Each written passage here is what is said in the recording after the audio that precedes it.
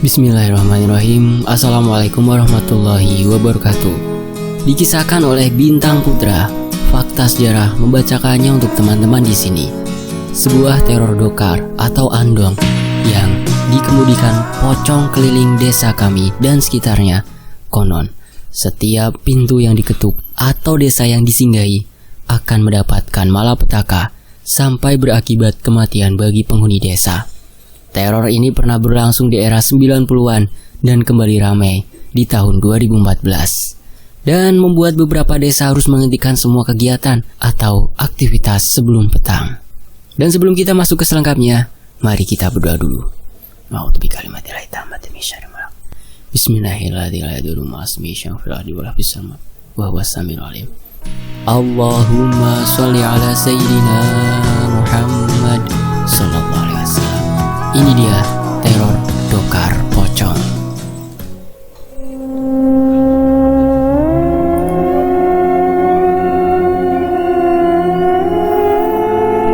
Bagian pertama, ucapan Bahji dan Singkong Bakar. Desa Sumbertani, Selasa Kliwon. Kejadiannya sekitar 4 tahun lalu, di sekitar tahun 2014, awal tahun. Dan belum ada part kejadiannya terlewat ataupun lupa. Iya, kala itu hari Selasa Kliwon, Selasa yang bisa dibilang hari jelek. Alasan dari leluhur kami, karena Tuhan menciptakan apa yang tidak disukainya di hari Selasa. Ada Jawa kuno. Ditambah beberapa pemuda desa masih ramai bermain gitar dan dangdutan di warung kopi, tepatnya jalan di ujung desa. Ya, sebut saja hiburan sederhana bagi kami yang menunggu lulus sekolah untuk bekerja di tanah perantauan. Karena rata-rata kami tumbuh sebaya dan dengan selisih usia yang tidak terlalu jauh. Desa kami lumayan terpencil, sekitar 3-4 jam perjalanan dengan kendaraan pribadi untuk sampai ke kota besar terdekat. Biasanya masyarakat desa berbelanja ke kota setiap minggu, termasuk untuk kebutuhan pangan atau pertanian seperti beras, minyak, bahan bakar, mie instan, kemudian bibit atau pupuk. Desa kami sedikit sulit untuk dijangkau sekalipun dengan kendaraan 4x4 atau berpenggerak 4 roda ya. Kalaupun bisa harus memutar lewat jembatan di desa tetangga dan makan waktu lebih lama tentunya sekitar 6,5 jam. Maka kami harus menyimpan logistik, minyak dan lain-lain dengan baik. Karena kebetulan jembatan di desa kami rusak akibat banjir bandang beberapa tahun silam dan belum direvitalisasi kembali oleh pemerintah daerah sampai cerita ini ditulis. Sebut saja Mbah Ji. Beliau adalah juru kunci desa yang berusia lebih dari 100 tahun. Namanya cukup terkenal di seantero kabupaten tempat kami. Bahkan rumornya beberapa petinggi negara di masa lalu juga sempat sowan ke rumah beliau, entah meminta restu atau doa, maupun sekedar solusi permasalahan yang berkaitan dengan negara dan beberapa hal yang mengenai hal-hal spiritual. Selasa Kliwon di bulan Februari tahun 2014, setelah asar, Bahji berpesan kepada beberapa pemuda desa yang salah satunya kebetulan cucu beliau, Adim, bahwa nanti malam gerimis dan disarankan tidak di luar rumah. Dan benar saja, aku beserta teman yang lain merasakan hawa yang berbeda setelah maghrib menjelang. Gerimis tidak kunjung berhenti. Kami beserta teman-teman kami masih di warung kopi untuk menghibur bosan dengan bermain gitar dan bercanda hal-hal yang terjadi di sekolah tadi siang. Kopi kami hampir habis dan kami mulai kehabisan ide lagu yang kami nyanyikan. Jam dinding usang yang tertempel di warung bambu tersebut sudah menunjukkan pukul 19.15.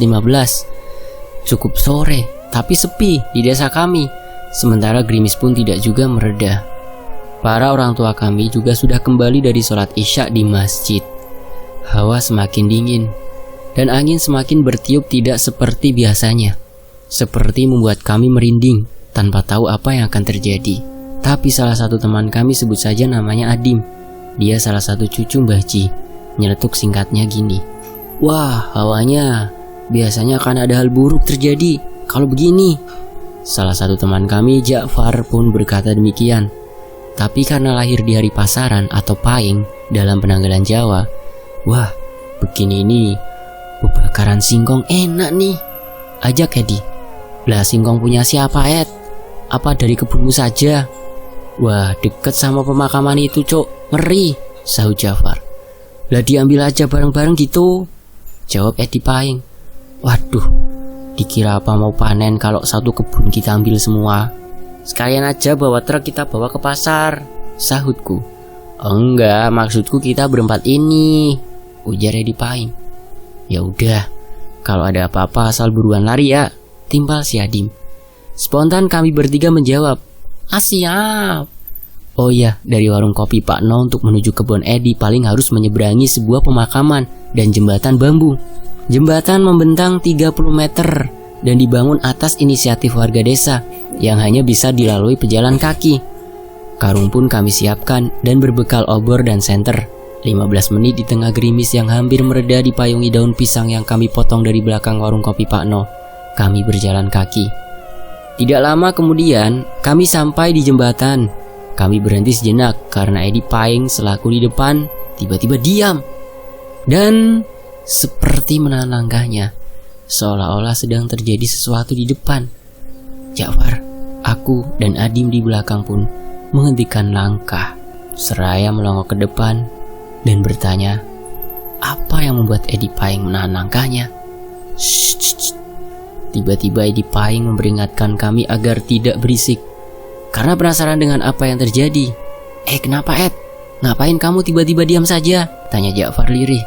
Nggak apa-apa sih, perutku sakit, pengen kentut nih, jawab Edi Payeng dan bersamaan seperti paduan suara kami langsung. Jancok kan, tak kira apa. Aku udah panik setengah penasaran loh. Hahaha, tawa Edi Payeng berhasil mengerjai sekawanan dan memecah keheningan di pinggir sungai tersebut. Tanpa kami sadari, disinilah teror dimulai. Iya, hal yang tidak terbesit setelah candaan kami yang memecah keheningan malam itu. Kami pun perlahan melanjutkan perjalanan kami menuju kebun Puung, atau kalau bahasa Indonesianya singkong ya, melewati jembatan bambu tadi. Tidak ada 5 menit Edi Payeng menahan langkah di tengah jembatan dan kali ini tatap matanya lebih serius ke satu titik di iringan sungai. Shh. Perintah Edi Payeng ke kami sambil menempelkan jari telunjuk ke mulutnya. Ada sebuah pohon randu mengering dengan daun yang dikatakan jarang. Kami semua ikut melihat ke titik tersebut. Di salah satu dahan yang tinggi bagian pohon randu itu, Jafar dengan spontan langsung mengarahkan senternya ke titik tersebut. Dan mata kami membelalak seketika ke arah dahan pohon randu tersebut. Lalu, apa yang terjadi? Iya, itu kuntilanak merah sedang melambaikan tangan, seolah-olah mengucapkan selamat datang kepada kamu. Kami maksudnya. Tapi coba cek dulu sekeliling kalian. Biasanya mereka suka ikut baca kalau namanya disebut. Konon cerita yang kami dengar dari leluhur kami, kuntilanak merah suka menyakiti secara fisik. Kembali ke jembatan dan kami berempat. Dan mata kami masih terpaku dan badan kami seolah tidak bisa bergerak kemanapun. Ya Allah, cobaan apa lagi nih? Mana lagi di tengah jembatan bambu lagi? Batinku. Dalam kondisi panik aku mencoba sebisa mungkin untuk membaca doa yang aku ingat sambil memejamkan mata. Lalu bagaimana Jafar, Adim dan Edi Payeng? Dalam kondisi panik tiba-tiba aku dengar Adim berteriak dengan bahasa Jawa yang intinya meminta untuk tidak mengganggu kami. Dan Adim menepuk punggungku dan Jafar seraya menyadarkan kepanikan kami sambil mendorong dan menyadarkan Edi Payeng untuk segera melangkah maju. Dan kalian tahu apa yang selanjutnya terjadi. Dalam sekejap kuntilanak merah itu terbang sembari tertawa khas seperti menertawakan kami. Terbang menuju ujung jembatan bambu yang akan kami lewati, seolah menghalangi perjalanan kami ke kebun Edi Payeng. Dalam posisi terdesak, kami yang di tengah jembatan merasa tidak punya jalan keluar kecuali kembali ke ujung jembatan yang kami lewati. Balik aja balik, nggak bakar-bakar singkong nggak masalah lah, teriak Adim seraya ketakutan kepada kami. Begitu kami mengarahkan pandangan ke ujung jembatan yang kami lewati, apa yang terjadi? 2 pocongan seperti sedang menunggu kami. Ya Allah, apalagi nih? Teriak Jafar. Di antara kami semua yang panik, cuma Adim yang terlihat sedikit tenang dan berusaha mencari solusi. Karena kami harus memilih untuk melanjutkan perjalanan dan dihalangi kuntilanak merah, atau kembali ke desa kami dengan halangan 2 pocong yang siap menunggu kami. Kami mencoba sebisa mungkin untuk berdoa meski di tengah kepanikan. Kami tidak mungkin terjun ke sungai karena bebatuan besar di dasar sungai seperti siap menunggu kami jatuh ke dasar jembatan. Entah kenapa di tengah kepanikan seperti begini, aku ingin sekali mencoba membuka mata dan benar saja. Tiba-tiba aku lihat Adim dengan sorot mata dan ekspresi yang tidak pernah aku lihat sebelumnya. Melangkah maju ke arah kuntilanak merah sambil berbahasa Jawa dengan nada marah. Aku mengintip sambil berpegang pagar bambu dari jarak 15 meter yang masih terdengar suara kuntilanak merah tertawa bercampur suara jeram sungai. Diikuti suara Adim samar berteriak, entah permisi untuk melanjutkan perjalanan, dan diikuti suara 2 kali ledakan kecil seperti petasan. 5 menit kemudian, sayup kami mendengar suara Adim berteriak, "Sudah, ayo buruan nyebrang." Kami pun memberanikan diri membuka mata dan melihat sekeliling, ternyata sudah aman. Kami melangkah pelan, memastikan perlahan sambil melihat antar ujung jembatan bambu tersebut. Dan benar saja, sudah aman. Aku, Jafar, Edi Paying pun menghela nafas panjang. Bersamaan seraya saling menatap dengan tatapan penuh tanya yang lebih baik. Kami simpan dulu ketika sampai di desa tetangga, tempat di mana kebun Edi Paying berada. Gerimis reda, kemudian kami melanjutkan perjalanan dengan saling diam dan mengikuti instruksi Adim melangkah. Sekitar 10 menit berjalan kaki, kami pun tiba di desa tetangga. Oh ya, desa tetangga kami adalah desa yang bisa dikatakan ramai, karena jalan depan desa tetangga adalah jalan akses hasil tani maupun hasil bumi ke kabupaten. Sambil mengumpulkan nafas setelah kejadian tadi, kami menyempatkan singgah duduk di depan warung kopi desa tetangga yang kebetulan hampir tutup. Duh, kalian dari mana ini, Le? Malam begini kok belum pulang? Sambut Pak Manto, penjaga warung. Duh, panjang ceritanya, Pak. Minta air putih dulu dong, sahut Ja'far tanpa tedeng aleng-aleng. Ya, itu ambil sendiri di teko, jawab Pak Manto. Makasih loh, Pak, ujar Ja'far. Sebentar toh, kalian ini pada dari mana kok sampai di sini jam segini? Tanya Pak Manto. Enggak kok, Pak, ini mau nyabut singkong di kebun buat bebakaran, ucap Ja'far. Walah, ya sudah buruan, nanti keburu kemalaman. Soalnya desa lagi agak enggak aman seminggu terakhir, cerita Pak Manto. Tiba-tiba Adim pun menyahut. Lah sebentar Pak Manto, memangnya ada apa? Duh, apa orang desa muda mendengar kabar ceritanya? Tanya Pak Manto sambil tatap mata penuh selidik. Enggak, Pak, sahut kami berempat seraya menatap penasaran. Ya sudah, besok aja. Masih mau minum dak?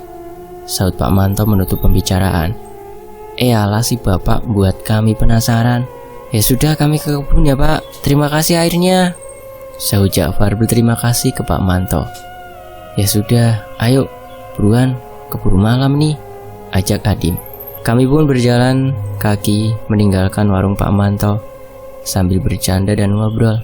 5 menit berjalan kaki, kami sampai di kebun Edi Paying. Ja'far bersemangat mencabut beberapa pohon singkong. Adim membantu Ja'far. Edi Paying menyorotkan senter ke arah pohon yang kira-kira besar umbinya dan bisa kami makan bersama setelah dibakar. Setelah selesai, umbi kami potong dengan pohonnya. Batangnya kami tanam kembali dengan tujuan bisa tumbuh lagi. Lanjut meninggalkan kebun Edi Paying, kami berjalan kaki melewati warung kopi Pak Manto yang masih terang ternyata, belum tutup. Dan kebetulan sekali ada sebuah mobil pick up parkir milik tetangga kami, Mas Gatot. Kami pun memanggilnya. Dia adalah sepupu Adim yang kebetulan cucu Mbah Ji juga. Mampirlah kami ke warung Pak Manto dan menyapa Mas Gatot yang datang dari kota untuk ulakan pupuk dan bibit. Dalam hati saya langsung berucap, Alhamdulillah, karena kami berempat tidak harus melalui jembatan yang kami lewati tadi, yang masih membekas jelas di ingatan kami masing-masing. Mas Gatot pun menyapa Adim dengan pertanyaan, Loh Dim, kamu jam segini tidak di rumah, habis dari mana? Itu, anak-anak dari kebun, habis nyabut singkong buat bebakaran, sahut Pak Manto. Iya mas, mau bakar-bakar, timbal Adim. Tak kira tadi jadi tutup pak, tanya Ja'far. Iya, tadi mau tutup, terus Mas Gatot mampir minta kopi, jawab Pak Manto. Walah gitu toh.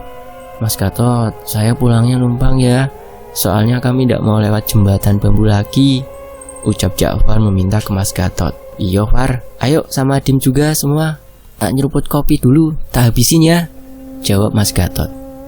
10 menit kemudian, kami berangkat menuju desa kami dengan menumpang pick up Mas Gatot, ditempuh 30 menit perjalanan.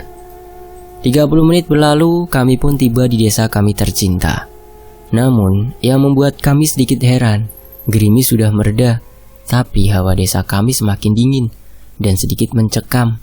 Tidak seperti biasanya, seperti akan terjadi sesuatu yang bisa dikatakan kurang baik.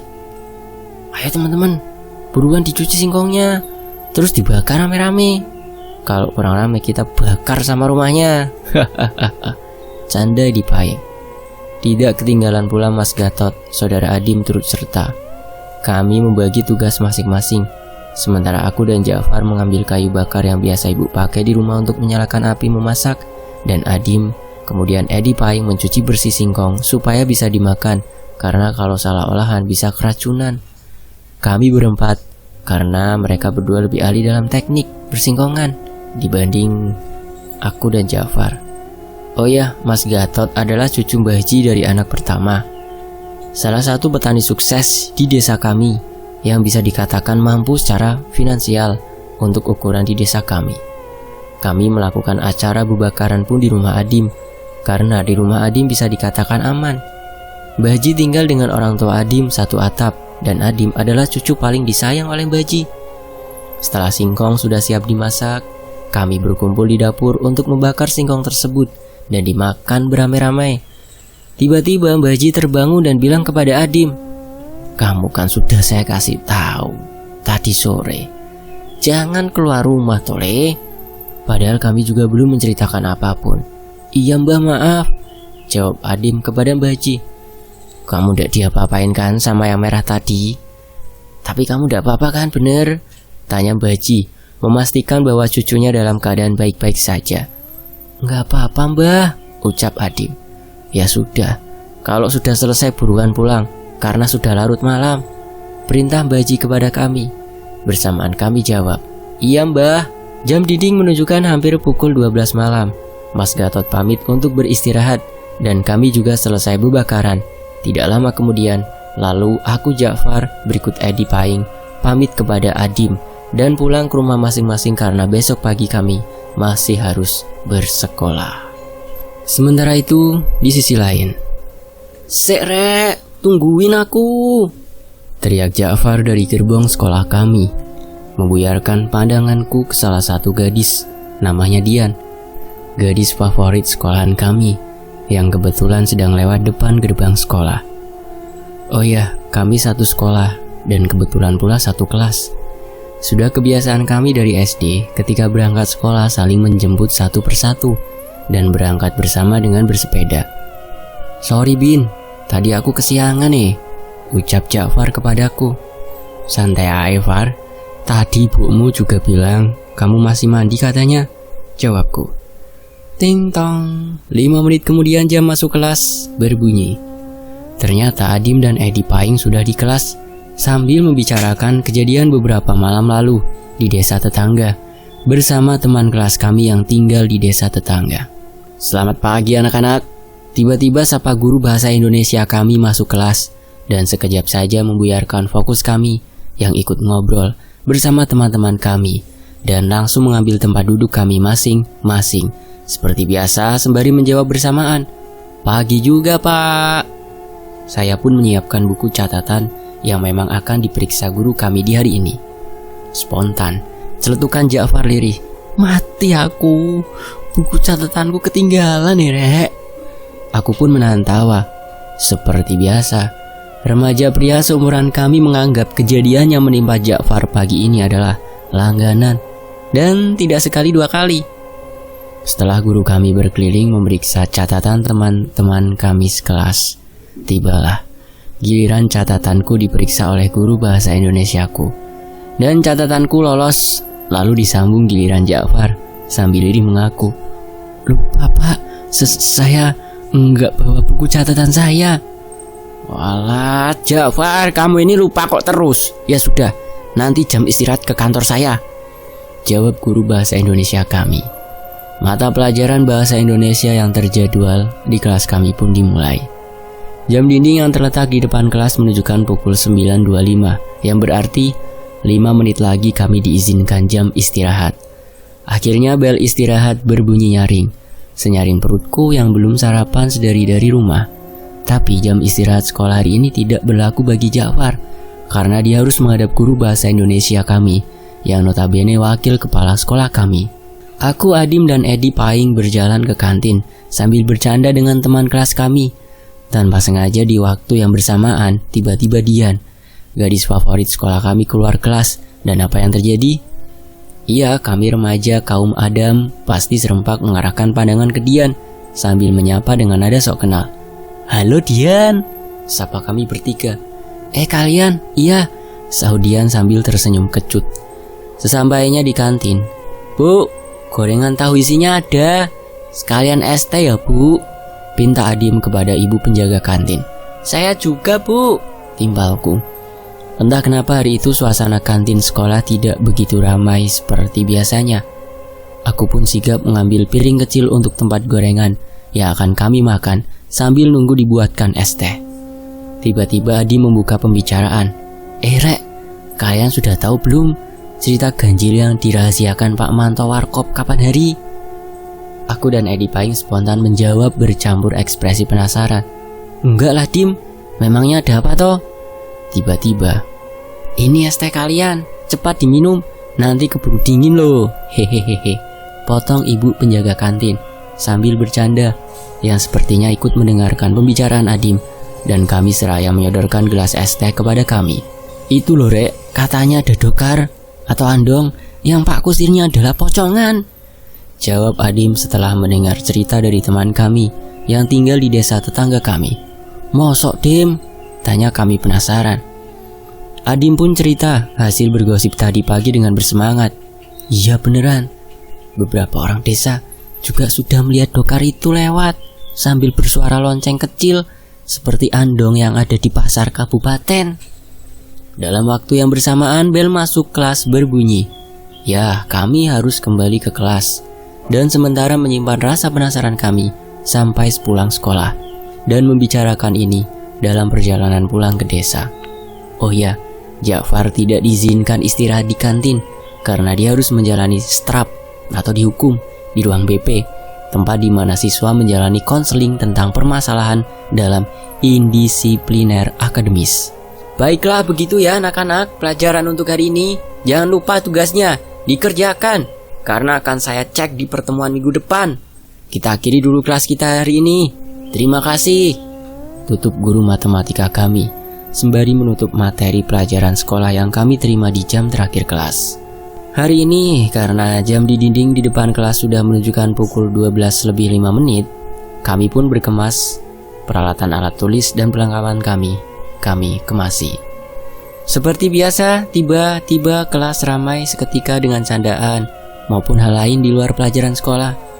Ja'far pun datang dengan langkah lesu sambil menghela nafas panjang karena tidak diizinkan mengikuti kelas hari ini. Sambil menunggu Ja'far berkemas, aku melanjutkan obrolan kepada Adim. "Sek Dim, tadi itu beneran? Gimana ceritanya itu?" Adim merubah ekspresinya sambil menjawab, "Iya, nanti aku ceritain sambil jalan pulang." Setelah kami bertiga sudah siap, kami berjalan ke arah gerbang sekolah untuk menunggu Ja'far yang tiba-tiba entah kemana dan di mana, sedang apa, bersama siapa. Cukup lama kami menunggu 10 menit lebih. Ja'far tak juga menyusul kami. Aku karena sudah sedikit lelah pulang sekolah menepis inisiatif untuk mencari teman kami Ja'far dan memilih menunggu saja. Benar saja, beberapa menit berlalu, kemudian Ja'far dengan santainya menenteng es teh dalam plastik sambil tersenyum-senyum polos tak bersalah, seolah menertawakan kami yang sudah menunggunya dari beberapa menit yang lalu sambil menahan kekesalan kami. Dengan polosnya Ja'far bertanya, "Loh Rek, kalian nungguin aku toh? Kami serempak menjawab dengan sedikit nada tinggi. Lah menurut ngana? Ja'far diam sambil tersenyum kecut. Panas cukup terik siang itu, seolah menandakan bahwa sore akan turun hujan lebat. Akhirnya kami memutuskan berteduh di sebuah gubuk di bawah pepohonan rindang sambil menghela nafas panjang setelah mengayuh sepeda kami di tengah panas yang terik. Atas rasa penasaranku, aku membuka pembicaraan pada Adim terkait teror yang terjadi di desa tetangga kami. Gimana Dim? Cerita teror desa tetangga yang tadi? Aku masih penasaran nih. Iya aku juga penasaran, timpal Ja'far. Adim memulai bercerita. Begini ceritanya. Sambil diam sejenak beberapa menit, seolah mematung dan menunjukkan ekspresi berpikir. Karena lama kami tunggu tak juga bercerita, aku pun sedikit berteriak. Gimana ceritanya? Iya begini ini. Hahaha. Pose Adim mematung sambil tertawa. Wow, dasar bocah edan, teriak Ja'far sambil bercanda. Aku pun ikut tertawa akhirnya. Tidak lama Adim mengubah ekspresinya seolah serius akan menceritakan kejadian ganjil yang menimpa desa tetangga kami. Begini loh tadi cerita Rudi. Oh ya, Rudi adalah teman kami sekelas dan tinggal di desa tetangga kami yang sedang ramai dibicarakan karena ada kejadian janggal. Adi memulai bercerita. Kata Rudi, desanya beberapa kali disinggahi dokar yang dikemudikan pocongan, dan versi beberapa orang yang kebetulan ronda di malam itu, dokar atau andong tersebut punya 3 penumpang di belakangnya, yaitu kuntilanak merah dan 2 pocongan. Rumornya mereka suka mengetuk pintu rumah penduduk 3 kali, dan rumah yang diketuk satu-satu penghuninya akan meregang nyawa atau terkena malapetaka. Ja'far tiba-tiba memotong pembicaraan. Lah maksudmu Dim? Yang kita lihat beberapa malam lalu itu mereka Dim? Iya benar itu mereka, jawab Adim tenang, seraya mengingat kejadian-kejadian yang menimpa kami berempat di jembatan desa yang kami alami beberapa malam lalu. Adim adalah cucu Mbah Ji yang usut punya usut ternyata indigo dan memiliki kekuatan supranatural untuk melindungi dirinya dari hal-hal tak kasat mata dari lahir. Secara Adim adalah cucu keturunan Mbah Ji yang cukup dispesialkan oleh Mbah Ji sendiri karena memiliki kelebihan yang tidak semua orang memiliki. Aku sebenarnya sudah tahu teror tersebut akan masuk desa tetangga kita lewat mimpi semalam sebelum kita bubakaran singkong, tapi aku takut mendahului apa yang belum terjadi, cerita Adim dengan mimik serius. Kan si Adim indigo ya. Walah, kamu kok malah ndak ngasih tahu kami biar ndak jadi bebakaran singkong dari kebun Edi Paing toh Dim? Tanya Ja'far dengan polos.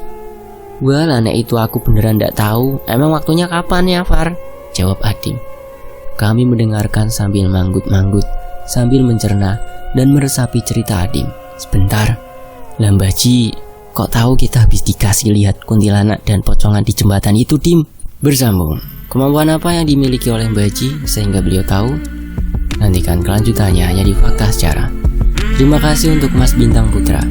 Dan makasih juga teman-teman yang udah nyimak kisah ini di sini.